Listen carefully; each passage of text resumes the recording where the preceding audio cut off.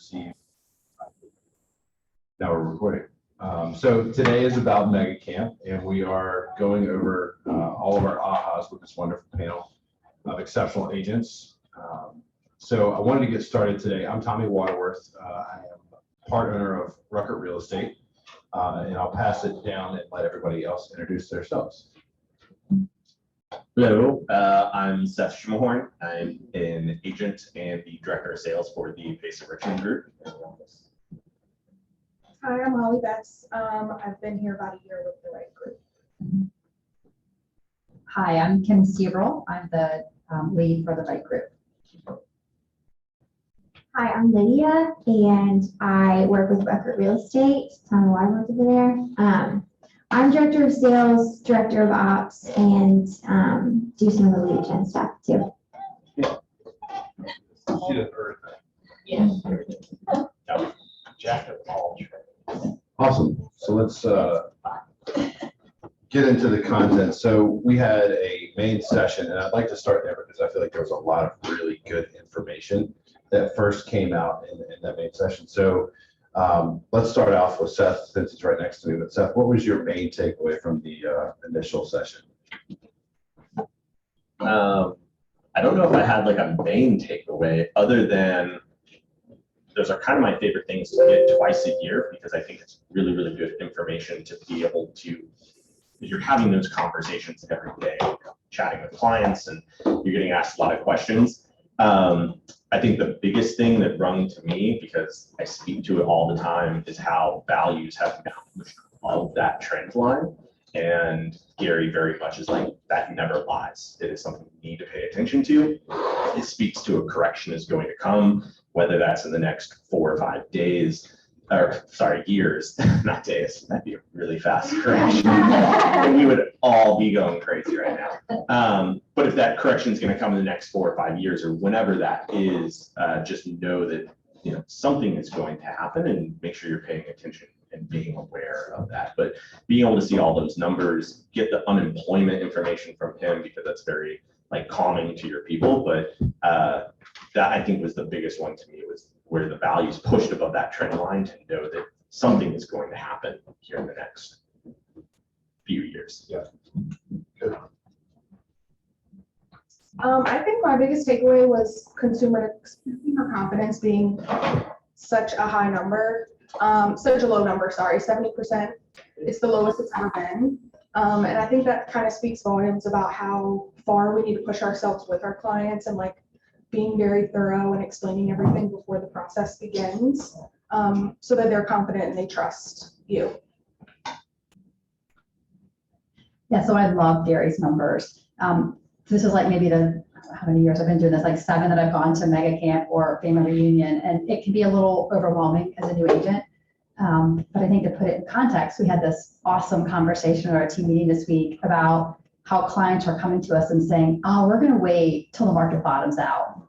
You guys hearing that? Mm-hmm. Is the market going to bottom out? No. How do we know?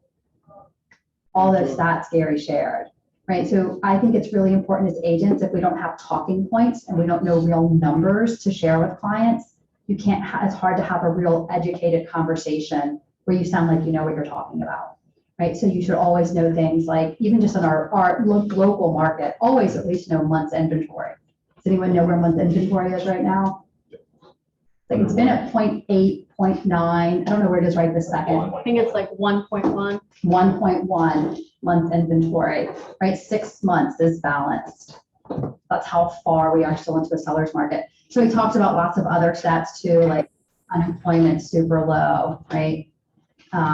So people can get jobs easily, they can have money easily, they can buy houses, right? Interest rates are super low. Is any of that stuff changing? Are we going to have all of a sudden a huge dropping of houses in the market? No, why? Because we're so far behind on new builds. How many years was it we were behind? I'm gonna look at Dawn. I'm 3 or 4 years we are massively behind. That's hard to catch up on. Why can't we catch up on that? Supply chain. Yeah, supply chain issues, zoning issues, having land that's ready to build on. We have maybe raw land, has to be rezoned, has to be ready to build on. So there's just so many factors as an agent when you know some of those things. So I know that it seems like a lot of stats and numbers and it kind of get a little like in your head. But the more you can kind of listen and understand that stuff and look at the numbers, the more you can have really educated conversations when someone says, I'm gonna wait for the market to bottom out. And you can be like, that's not gonna bottom out. And here's why. Let me give you a couple of reasons why, right? And then they can really relate to that. So I love that part. Great. Great stuff, for sure. I think what stands out to me in that one, I studied economics in college, and I think when you can see the numbers and the trends, it really helps a lot for everything that Kim's saying. And I think only thing I'd add is just that a lot of times real estate agents ride the wave of being really personable, really charismatic and fun, like a good friend. And the big takeaway I get from Gary Keller's every year is this idea of what it looks like to be an expert too, because you're asking people to trust you with their largest financial purchase of their life or their largest asset. And they don't really want their friend they think is funny to do that. They want the expert that knows why the market's not going to bottom out, or why we only have 1 month of inventory and why that's abnormal. And so my big takeaway is less to do with anything specifically that Gary said and more to do with just that big reminder that you can't ride your personality. You need to know your facts, know your data, and be able to regurgitate it. Second bite. Probably should. No, that's good. So soft skills, but also being a professional were the big takeaways, right? Like, so understanding this. Kim, was there any specific stats that you saw that really helped reinforce? She has them all written down. Any specific stats that reinforce the lack of shift? Numbers don't lie, right? I mean, numbers don't lie. I mean, on our team, we just every week we look at the market stats for the area, and it's Pick a different stat. we pick a different stat and just look at it. And so it's crazy how during that week we'll all have a conversation. Like I think month's inventory, if you follow nothing else, if you know what month's inventory is, I think that's a really good one. I mean, I did write, it's, this year, I guess it's going to be the 5th best record year as far as number of, home sales. So it is at an all-time high, like historically, right? So that may not continue. So although I wouldn't tell sellers, I don't think things are going to bottom out, but they may not continue to trend upwards because, right, we are at a peak. And that's pretty incredible to think about the entire real estate market. This is the 5th best year ever. So, yeah, sorry. Thank you. All right, so the next thing about Mega Camp, they have really good breakout sessions every year. That's one of my favorite parts to engage in. And so I'm assuming we haven't actually had this conversation, but I'm hopeful that we had a variety of different sessions. So let's start at the other end this time. Lydia, what session did you go to first, or what was the best one, and what was your big takeaway? I loved Know When to Grow by Tim Heil. And if I took one, you didn't see that, sorry. It had Tim Heil, Gene Rivers, and some other great different size businesses that do hiring and recruiting. And I mean, I had a ton of takeaways, but I think for me, you are probably doing it right, and it should, if it's somewhat messy, is a takeaway of mine that I got out of that. Like, you're on track, and if you're focusing on growth, it might be a little messy behind the curtain. And I think that was a big takeaway of mine as an admin and an organized person. I like for things to be buttoned up, and success often to me feels like it's buttoned up and it looks great behind the curtain. And so to hear these top performers saying like, messy is good, messy's on track, was like really validating for me. And I think the other things that came out of that was just, you need a lot of resumes. Guys, they said the stat for if you post your job on Indeed, it's 500 to 12. that's how many resumes to actual valid candidates you're working with. Kimmy is one of my most recent hires, and like, Kimmy, we're right in there, you know, like it took a while to find you, friend.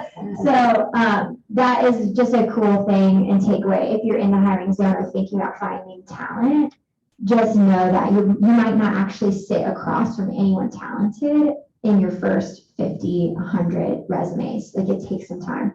And I think the last thing I'd say is just watching out for bigger. I think a lot of times people can look at teams like the Right Group or even Record Real Estate or Pace of Richmond and think like, bigger is it. Like, that's the way to succeed. And they set this in Know When to Grow. Bigger isn't always better. Like, sometimes it doesn't lead to more quality. And it is messy. And I think that's a big reminder that we can all take away from is watch your quality over bigger. So yeah, those are my takeaways. So good. You can sit back this way.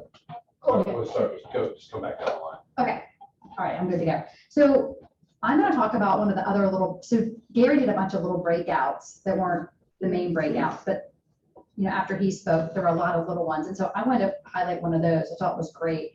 So my team has been pushing me to do videos, which I don't want to do, if you could tell by my expression. So I'm not a huge social media person myself. Like, I would just never go on social media if it wasn't for my business.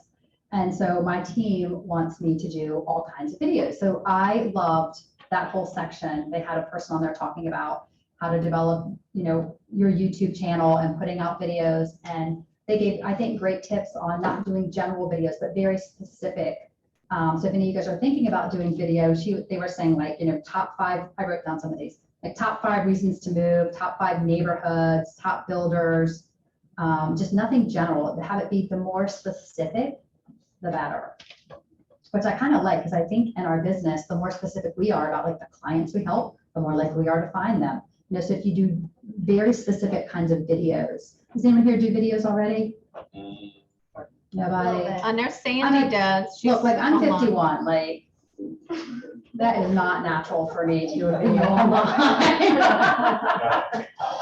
No, I'm not on TikTok. My kids would kill me if they saw me on TikTok. So anyway, so I am gonna try that. So for me, that was a huge, like, scares me to death, makes me all sweaty, like, but I'm gonna do some videos. So keep me accountable. Maybe you'll see some soon. Yeah. I like that. You're being recorded. Okay, so I think the breakout that I connected with the most was the one that applies to me the most, with buyers winning in a seller's market.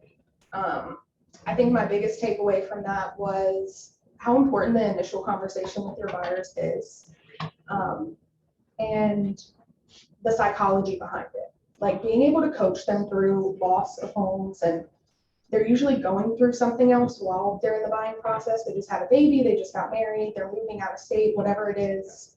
You're dealing with all of those things at once, and setting them up and setting their expectations straight before you start is so important. And obviously I knew that, but like, them talking about it for a while and talking about how people are going through other things, like, they're not just buying a house. We do this every day. They don't. So just keeping that in mind all the time. Good. So I'm pretty notorious for never remembering the name of the breakout sessions. So sorry for, like, I read the description and go, that's the one I want, and I never remember the name. And I think my experience with Mega Camp this year is a little bit different than last year, just because of where our team is sitting right now. We're in a little bit of like personnel change. We're really looking at our systems and our leverage, and we're trying to put all those puzzle pieces where they're supposed to go.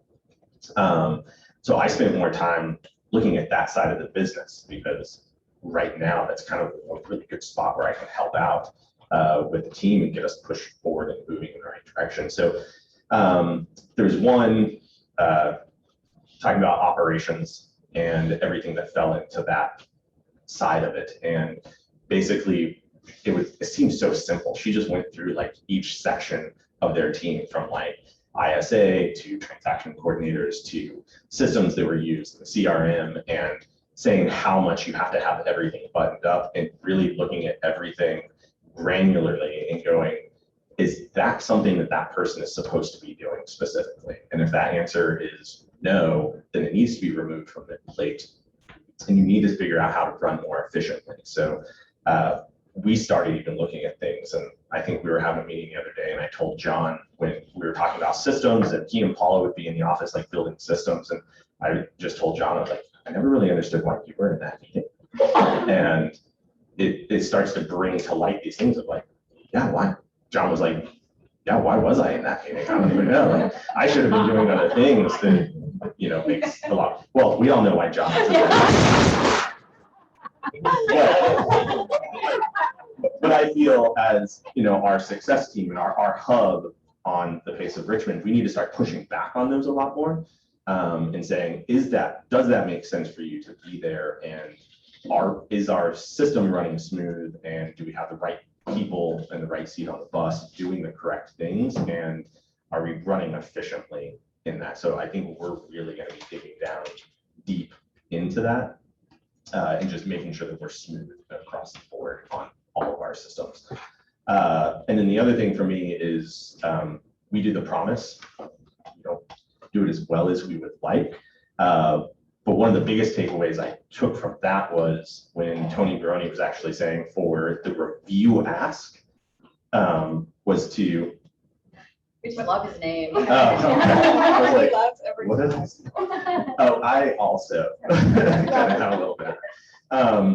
But when he was talking about the promise, we always think that like, you got to jump on this person, jump on this person, jump on this person. And when he said they do their review ask, it's actually, he said the fortune's in the follow-up, and they follow up 2 months later for review asks as well, which was just kind of mind-boggling, because we always feel like you need to do it, you know, before closing. Like, ask for a review and a referral, like the first time you meet them even. So we're now putting systems in place, and I'm kind of working on that. Okay, well, how do we build out a spreadsheet? How do we build out a tracker to be able to track our closings? Have we gotten a review? Have we gotten a referral? When's that going to be sent out? We're adjusting our plans and our CRM so we can get all of that done as well. So just things to think about to help you grow your business that way. Outstanding. Does everybody have a clear understanding of what the promise is? Can anybody give an example of what the promise is? Isn't it asking for a review, like you said, like in the beginning of the transaction? That's a part of the promise script. Ooh. Thank you. We're gonna go over here and get a full answer from you. A promise is that we're going to provide you a 5-star experience, and a lot of the times it's as simple as that. And we're going to assume that if we don't see a referral or a review, then somehow we didn't hold up our end bargain. I wrote on here Thank you. too, they actually ask for the referral or bring it up 8 times.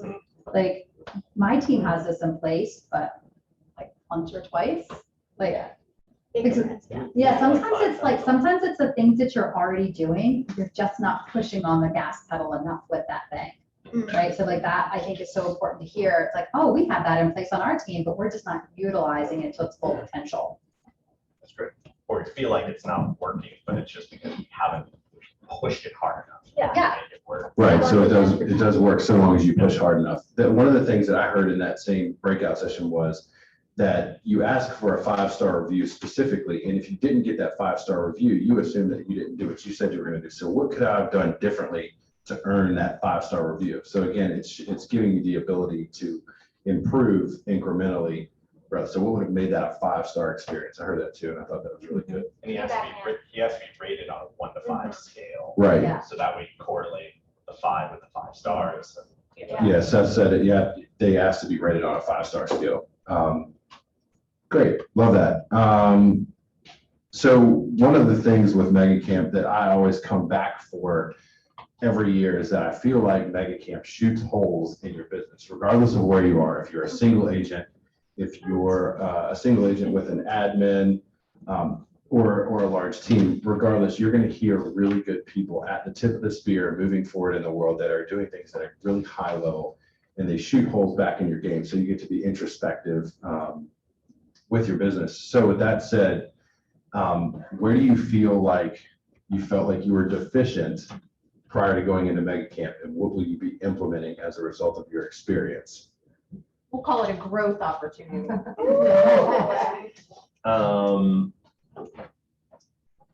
a fantastic question. Honestly, I feel like everything I watched, we missed something. I think I already mentioned it. I think for us is really the promise. That's something we've been wanting to implement at a higher level for a while. And it feels like we're always just kind of missing the boat where we get distracted with something else. We have that, not necessarily shiny object syndrome, but we always feel like, oh, we got to plug this hole, we got to plug this hole. So I think that is maybe our biggest growth opportunity and area of weakness for us that we can grow on, is that, and putting a real system behind it that we can follow, and getting that implemented in place. Cool. I think that the one thing that I will be changing is, I heard something that was basically like, sell yourself, don't sell your client when submitting an offer. So like, or sell yourself as well. So obviously we have to send them like the contingencies and all of that good stuff, but actually selling us and like how easy we are to communicate with and how efficient we are. And we have a team and we have a transaction coordinator, and knowing that we vetted the lender and just things like that, like selling ourselves as well when we speak to that agent before we submit an offer. And I feel like communication is so important in that aspect. So just showing that you're there, like you answer your phone, you respond to text messages. But yeah, that's definitely what I'll be changing. I love that one. So someone who is a listing agent who gets lots of offers, they're all presented wildly differently. So there's a certain level of professionalism you can see right off in some people's, just their presentation, their email to you, the way they call you, the way they follow up. All that's important. They're kind of watching you when you're a buyer's agent. So if you want feedback on any of that, you should come to anyone who's listing houses and ask them how they'd like to receive offers and what's the best way to look more professional. So smart. Yeah. All right. So there was a whole section on goal setting, and I love this because my team fell right into this, where it's like, if you're below 10 million, which how many of you guys in the room are 10 million or below in sales? Yeah, a couple of you. All right. So that's a activities issue. That's what they said, right? You're still working on trying to find leads, trying to find, right, doing deals. It's activities. If you're 25 million, you need processes. That's where we are. So I need processes. And it said at 50 million, which maybe one day, that's usually a people issue. Would you guys say that's true? Those of you guys who are at that level? Yeah, so 100%. Yeah, so I'd never heard it broken down like that before, but that was really made it very clear to me. And I was like, wow, that's so true, right where we are. We've got the activity, we just don't have all the processes in place. So Brittany and I today are going to be working on some processes, which I'm not super excited about. I'm not very good at processes. That's why I have Brittany, who's great at them. If you're a single agent and you're not great at processes, just, put the bare minimum in place, plow ahead, and then hire someone as soon as you can. Yeah. Love that. I think I'm going to share this math equation from one of the top maths coaches. They said that your performance equals your potential minus your interference. So I'm an optimist. I coach for a living, and I love looking at performance, and I love looking at potential, especially potential. Like, it gets me jazzed, and I really get excited to think about what people could achieve. And I love thinking about where they could be, where they are, this gap, and how to get there. But I've spent a lot of time talking about those two things and not the interference. What is getting in the way? What could go wrong? What is distracting you? And that was my big flashlight moment on Lydia, is that idea of, am I willing to talk about what's getting in the way? Am I willing to look at the fact that we're very distracted today and we like it? We like to be distracted. He even said this, he said, sometimes we set the fire just so we can put it out and feel good about ourselves. When I heard that, I was just like, that is amazing, because realtors like to be the hero. Like, there's this element of that, And so they're like, ooh, this seems like it could be a big problem. Dog the cape, let's go, you know, and it's like, it's really, that's just interference. That is the reason you're not hitting your potential. So I thought that that was my big thing that I wanted to bring to the team is I want to be a person that's willing to talk interference all day long when it's a lot more fun to talk about performance and potential. Can confirm. That's a, yeah, being the trash man for the business, I look for those opportunities regularly. Josh, what is that Steven Press, the War of Art, the Steven Pressfield book? What does he call interference? The Resistance. The Resistance. That's a great book. Read The War of Art by Steven Pressfield. He's a great writer. It's an easy read, and it talks a lot about that specifically. Yes, sir. What's that book title again? The War of Art. Is that right, Josh? Yes, sir. The War of Art. Steven Pressfield. It's not the article. No. That is equally good book. You should always understand your enemy's position before. For sure. Any questions for the panel specifically? Anything that you guys would like to air or ask questions about? Yes. Hang on. Beth. Oh, gosh. I do that. I hate it. Anyway, each week when you start out your week and you're trying to, where do you get your business information from, resources? Like, are there any particular people you follow or periodicals you read online or anything like that? Do you get it in the news or, you know, what's your typical go-to? Fantastic. We'll go to Seth. So for me, MLS has plenty of stats that I can pull. So I start there. And then once I find something that I think is interesting or that we should be paying attention to, then I go start digging in from there. We also have market stats, which is a part of your MLS that you have as well. So you can grab that. I think keeping current matters is another great source to go get information for you. I do follow a lot of people on social media. Like, if anyone sees my social media, they're like, this guy is boring. Because it's not just like interesting, fun stuff. It's a lot of like business news or business insider and things like that. And then Inman is actually, I think through our real estate board, we get a subscription to that already. And they're putting out a lot of information. Take what they say with a grain of salt. I always go there for kind of what's the other side of the coin. And then I'm looking and reading at what like other top agents are doing and saying, what's on their Instagram and what are they putting on Facebook and what are they trying to pay attention to, and looking at other markets and seeing what they have going on, like what's happening in New York, what's happening in San Francisco. And I'm just trying to find any information I can anywhere, but I start with home and go, start local here. This is what's happening with our inventory. Okay, then I start Googling what's happening with housing inventory in California, what's happening with housing inventory in Nebraska, what's happening in housing inventory here.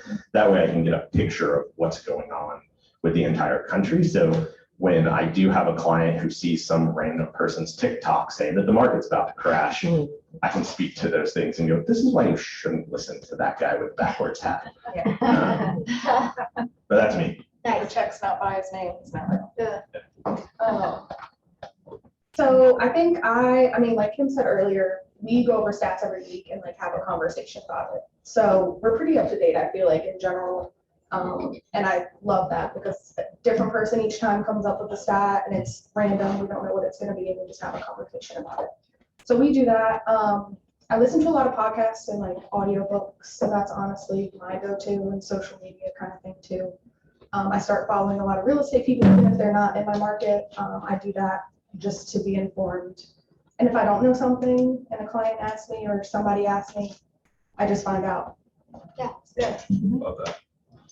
I don't really have anything extra to add, other than we just started doing the market stats every week, and we do look at the general stats like at least once a month, and then everyone kind of brings like their just some kind of stat that they're interested in. So like last week it was about dogs. Do you know how many people actually make a decision about home buying for their pets? I don't remember the I don't percentage. remember. It was like 18% of people make a decision to move because of their pet. It really Right? is. And I was like, oh, interesting. Oh, Right? And we're all dog lovers and so we're like, yeah. Yeah. So we got some like cute dog bandanas to give out to our like clients. I don't know, it was just fun. It was just like a fun stat, right? Like, but I think anytime we have like an interest, I would say one fun stat that would be good for you guys to follow too is like population and looking at like, this is another reason why the market's not going to crash, right? Like, do we have a smaller or bigger group of first-time home buyers right now? Larger, much larger. What about the aging population? Are they giving up their homes for people to purchase? Are they staying in their homes longer? So we like getting it on both ends, right? So like, we're not going to have the supply we normally have. So I think understanding like we'll look at population a lot too and kind of like why that effect is happening. I'm maybe not the best for practicing statistics. I do a lot of more mindset work than the actual mechanics. So for mindset, I'm a big reader. And I would say two of my favorites lately is this book called Chatter by Ethan Kross. Excellent mindset book. And Humor, Seriously, is what it's called. And it's about bringing humor into your business, and real estate is such a great match for that. So those are my two recommendations. War of Art also, they're right about that. And then I also think you're the sum of the 5 people you spend the most time with. So what I love about the right group is the idea of like, it's cool that you're getting it from cold sources and you're reading, but it's so much more impactful when you're having conversations with people that inspire you and that know their stuff. So my real answer is I get it from Brad, Tommy, Aaron King, Josh Lee, and Greg. Like, that's where I learn my stuff from and what they're seeing on the streets. So that is a true statement, I think is impactful to be able to just talk about it and make it real, live it out. So that would be my end. That's great. I do a lot of reading. I'm reading and listening to podcasts as well. And so the Buffini podcast is always a really good source of stats too. I love it when he does year-end roll-ups or the bold projections for the forthcoming year. And he also leans in heavily on the chief economist for the National Association of Realtors, whose name is Lawrence Yun. And Lawrence is a brilliant human being, and he is almost dead on almost every forecast I've ever listened to from him over the 9 years that I've been doing this. So I've always appreciated Lawrence a bunch. So I listen to that and then I just put my head down. Sure, and then we're going to Brad. So I just wanted to add, you made me think, I'm like, I don't really listen to real estate podcasts every day, but I listen to self-help podcasts every day. Yeah. Right? Like when I'm on my walk, I'm going to listen to Brene Brown or she has a new book coming out. Remember, you can pre-order it. I already pre-ordered it. But you just have to have your favorites. Like, I'm not thinking of any of my favorites right now. I love Brooke Costello. She's a life coach and she does a lot of like thinking work. It's like our thinking model we teach in Bold. That's super powerful, like how you think, you manifest what's going to happen in your life and the results you're going to get just by your thoughts. So I'm always kind of putting good things in my head like that to make me a better person because my business grows to the extent that I do. So love it. That's the stinger right there. Come on, not the bold law. Just drop it. You're effective in your business. So I was just going to ask, a great list of resources to gather market and business stats. So are you also on a regular basis sharing this somehow with clients, email or periodic, no? Yeah, you could. Yeah, I'm just asking what you do with this information rather than having it for conversation. Wonderful question. I see Seth posting lots of stuff on Instagram. How are you going to lead on that?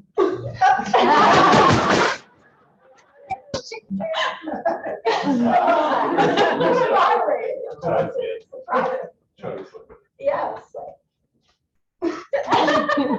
Share with clients. Can you repeat the question, please? What are you doing with that information? Yes, I'm sorry, what are we doing with the information?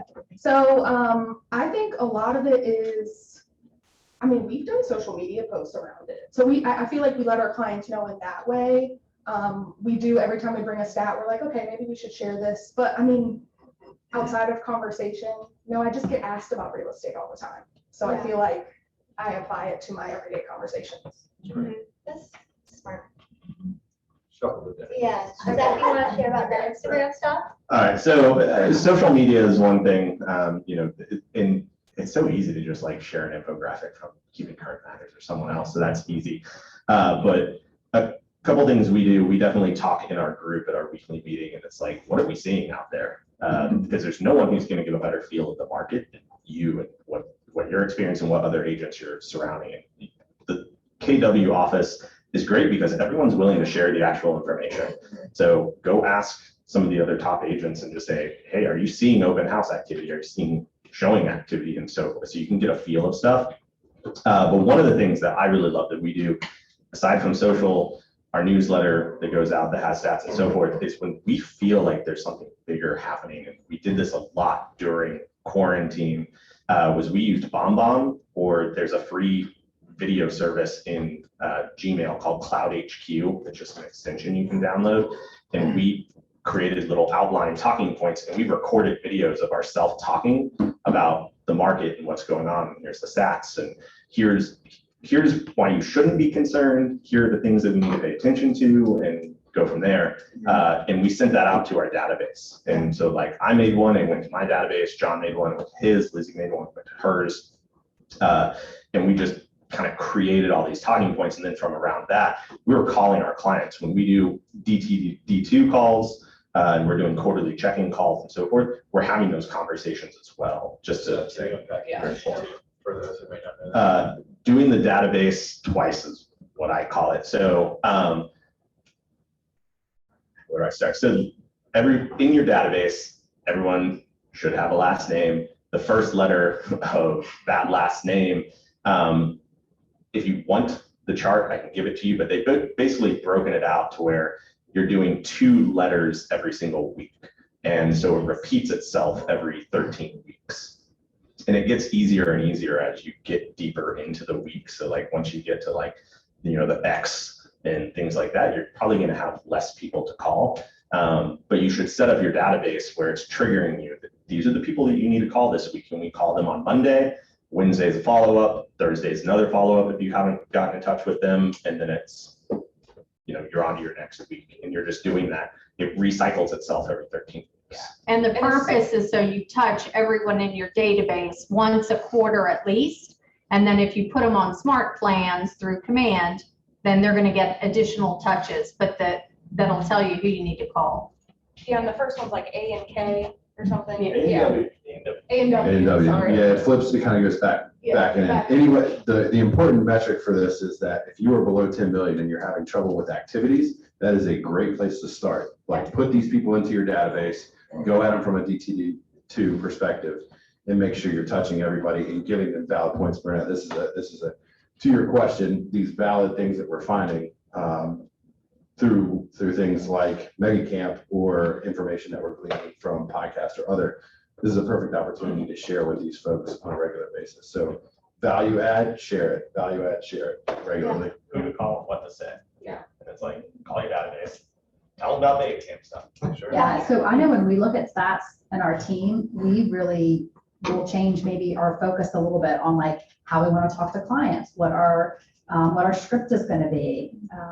So you may want to add it into your script and write it into your script. Like I'm a huge believer in scripts, like write it out in front of you, put it in really big lettering so you can see it and like read it word for word when you're talking to clients. So you could add it there. Sometimes we'll change a little bit of, focus on we're always listing focus, at least I am. But I think seeing that low inventory constantly and still the low inventory, even though, like, are you all seeing houses sit on the market now a little bit? Right, like Monday comes and not everything's sold. That's kind of a huge change, right?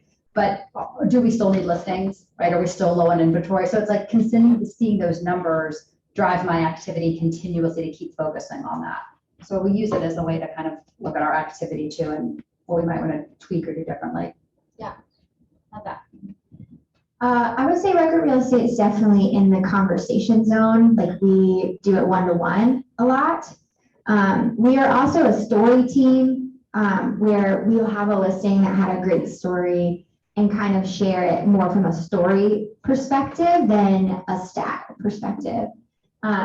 I also wish I could just give the mic to Josh. He does share some cool articles and business things that he reads with his database. Like he's really consistent about adding value via an email newsletter. So we have some team members that do that just to their database, like Josh. But I think really beyond that, stats aren't really like a big piece of Rucker Real Estate's clientele base, or the way that we earn business is not by hitting people with a bunch of stats. It tends to be much more from the story. And I think we earn respect from 3 listings every week, 3 listings every week, 3 listings every week, more than just kind of knowing the market. Generally, our stories are based on some sort of statistical figure, right? So if inventory is considerably low and sales prices are going through the roof, like there's graphics that you can find on the front page of your MLS when you look at it on the right-hand side, you can see the trends specifically. And if those trends are giving you insight, hey, this is a great time while you're doing your DTD2 to say, this is a fantastic time to sell. It may be the best time to sell ever. And then Gary at Mega Camp, not this year, but the year before, talked about knowing where the market is, right? We don't ever know where the market is or where the top of the market is until we've passed it. And so we talk to people a lot about that situation specifically, saying, you don't want to get to a point of diminishing returns and go over the hill of your equity in your house. You might as well sell now if you're considering making a move. This is a perfect time to do it. You know, don't wait till the market shifts on you. And as we're seeing, the market can shift very quickly. Yeah, I want to say too, because I did bring out the stats to start, is that, and it's a little bit of like both of our conversation, you made a good point about, being professional, and it's a business that we really, it's a very friendly business, right? So we can kind of, I think you did talk about Yeah, this. I did. You did, Yeah. yeah. All right, like me. No, I'm with you. Yeah, so that we do tend to, we're very social, right? It's all about the people, and you want it to be about the people. And so I think you have to find a balance for yourself of how friendly you're going to be, and then how knowledgeable you are about numbers too, right? And finding that right balance for yourself. I would say every agent needs to know a couple of numbers, right? Because you just need to sound professional and like you're in the real estate business, right? So you have to have some of it. If you love numbers and that's really your thing, man, jam out on it. Put it on your website, because those people that love numbers will be drawn to you. They probably wouldn't be drawn to me because I'm not going to post numbers 24/7. But if someone comes up to me at a cocktail party, I'm going to have a really educated conversation. They're going to know that I know my stuff. I'm not just a friendly, like, let's take out and look at some fun houses. Like, that's not going to be me. That's not really bad, right? But like, So good. that's how Seth gets his name. So I think again, right, it's that balance, but we always want to be educated. I wonder if we should talk to Maria about adding a market report to every team meeting where we have some stats presented, and then how would you discuss that with clients, and what does that stat mean, and how would you interpret it? Or maybe, at the month prior, because she did it, I was gonna let Burnett know, Maria did go over the numbers in detail this Tuesday. And then Lindsay Jones actually put a blurb on her Facebook with the numbers, and then a call to action to anybody on her Facebook. So check that out if you're looking for examples of how to present. Yeah. But very much, just as you said, Even just like sometimes just like one number, like if it's overwhelming to see like 6 or 7, but if you just see one and you understand what that one number means and how to talk about it, that's all you need to have. Absolutely. This is so good. You have to make it digestible. Don't get too excited. One is good. One is Yeah. not. It's important. Thanks. One of the other things too, the video piece, that I listened to that same one, and I was in Gary's mastermind before Mega Camp as well.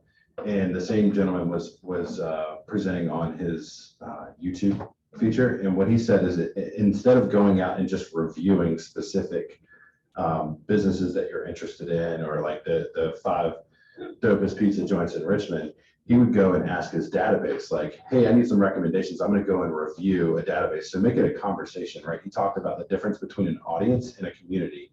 And a community is a audience that you cultivate that is going to engage with you about conversations. And so if you're getting that information, and then you're giving the people what they asked for specifically, and then you get to like tag them or speak to them specifically in your video, you're going to get a lot more engagement. And I thought that was a really cool takeaway from video content, something I could get behind, because I also don't love doing video.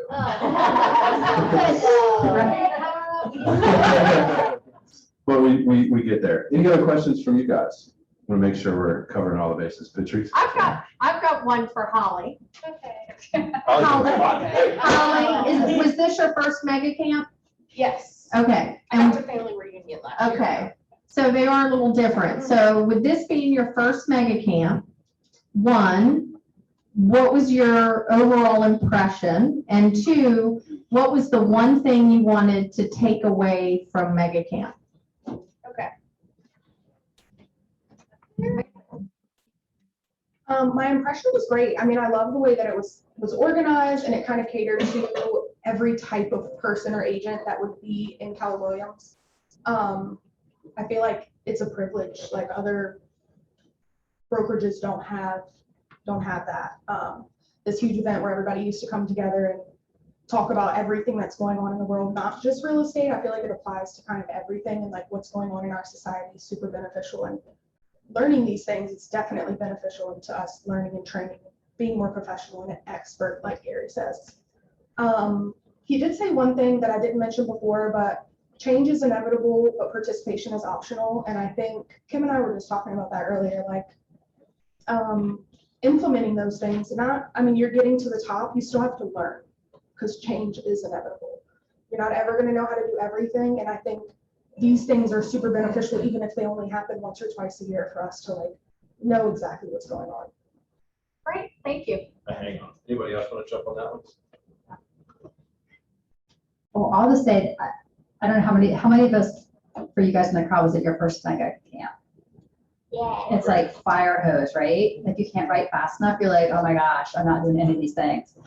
Like that's how I felt when I first got started too, right? So much stuff. But I will say, here's the good news. So I've been an agent 7 years. It's still all the same stuff, right? So it's all the same things that make you successful. It's the consistency over and over. And you just pick one thing. You just pick one thing. And I did another business before this, and we did tons of conferences. It'd be like 10,000 screaming women in the audience or whatever. And so you're like, wow, you're so pumped up and excited. So we had to have like really specific ways to think about like, how can you take information back? How can you implement this information? So like I got into a habit of always having a notebook with me. I took lots of notes because I love to write. You could type in your phone, however. And then you always keep one page blank, and that one page you only put the best ideas on, the things that just light you on fire, where you're like, ooh, I gotta write that somewhere different. And then you go back and you look at that list. So whether you go back through your notes or whatever you heard today, and you look at that list and you prioritize it by what one thing could I do tomorrow that would give me the biggest effect and take the least amount of time, right? That's the first thing you do. Yeah, and could potentially change your business. What's the one, whether it's a habit, whatever it is, it's gonna take you the least amount of time to do it. Because we all love to pick the most complicated thing, right? That's gonna take us like 2 weeks to do. Like pick the easy thing to start, get a win in, and then you can start layering in the other things. But you've got to kind of pick, and I'm gonna do this one first, I'm gonna do this one next. That was hugely helpful. Engaging with like real estate agents, which is find success and abandon it. Right? Why do we stop doing the things that are working? Like I stopped working out, like I just stopped working out like 3 months ago, like an idiot. Like I finally started back yesterday. Right? But like, don't we all do that? Like you fall off what works. Like why? I better stop. I know, makes it terrible life.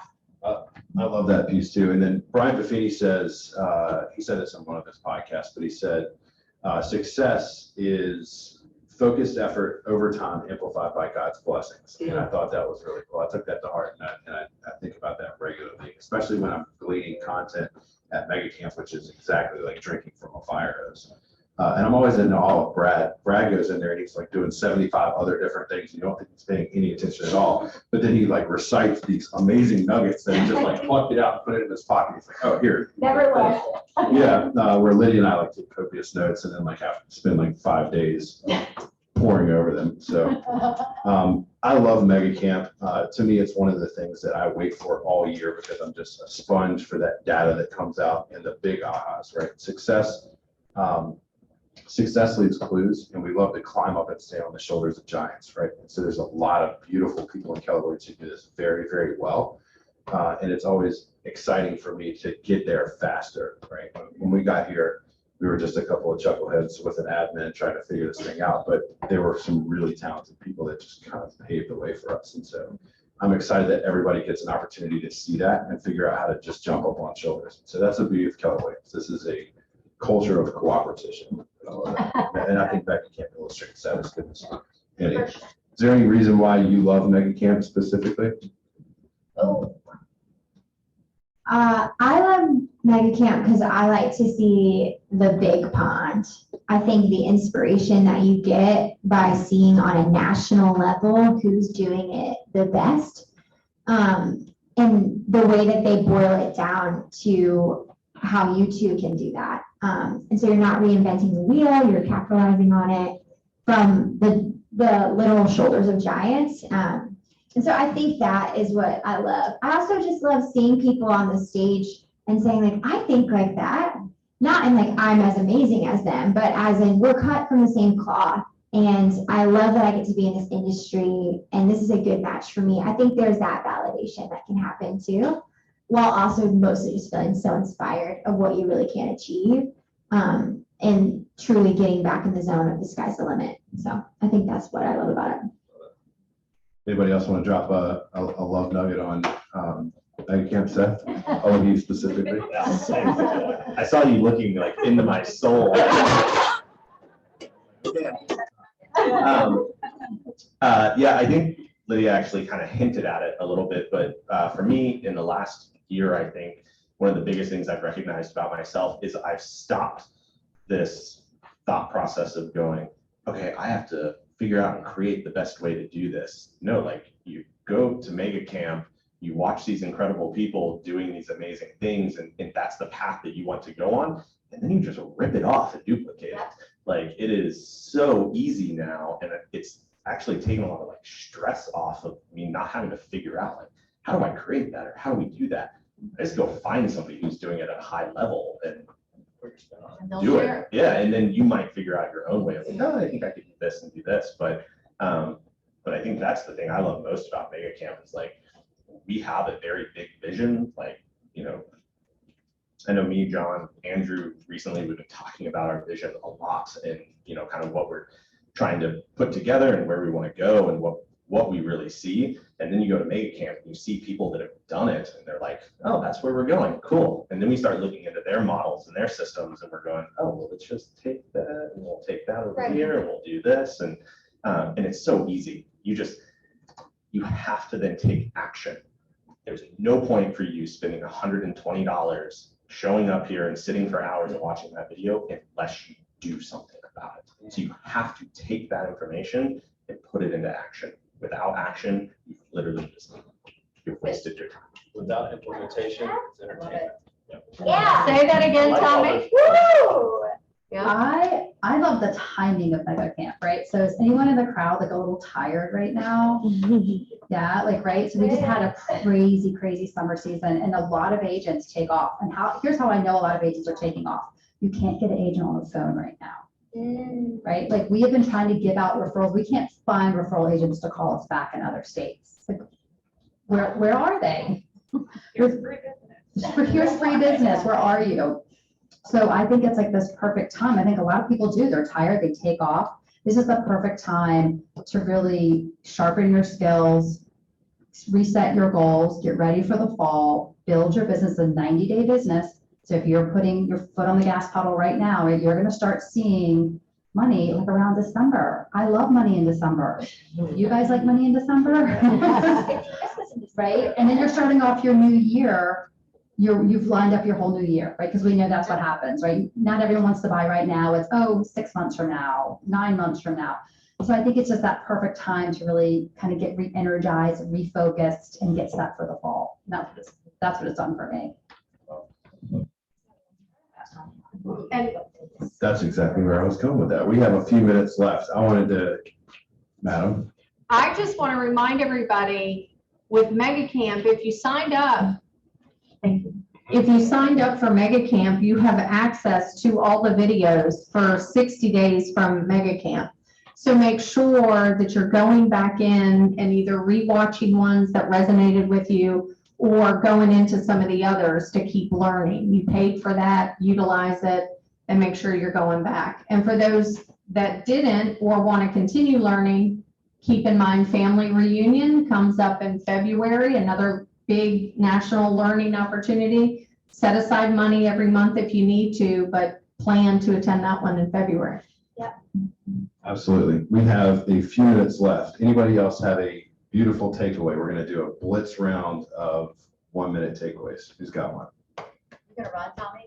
I'm going to run. All right, raise your hand. Come on, let's get it running. All right, who's the first Got a timer? takeaway. Who's the first timer? I got some first All right, timers. good.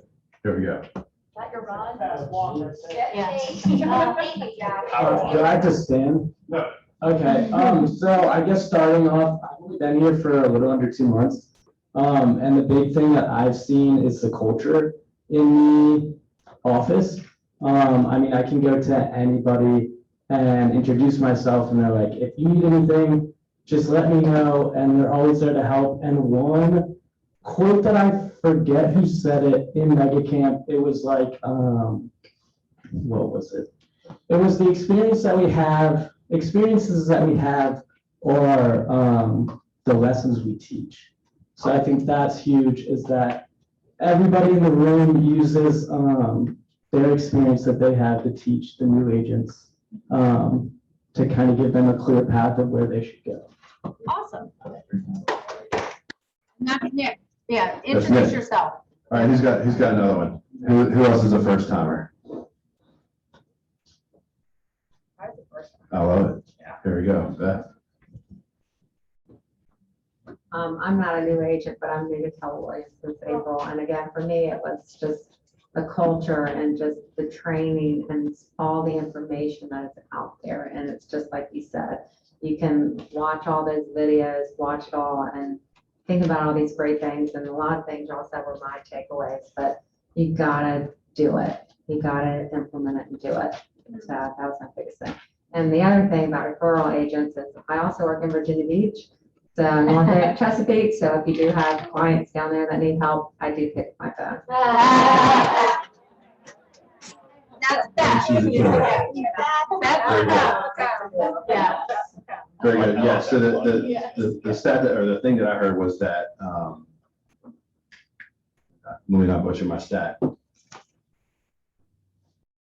Education without implementation is entertainment. Yeah. There we go. I want to thank you guys for your time and your willingness to pour into others for this. You guys are incredible.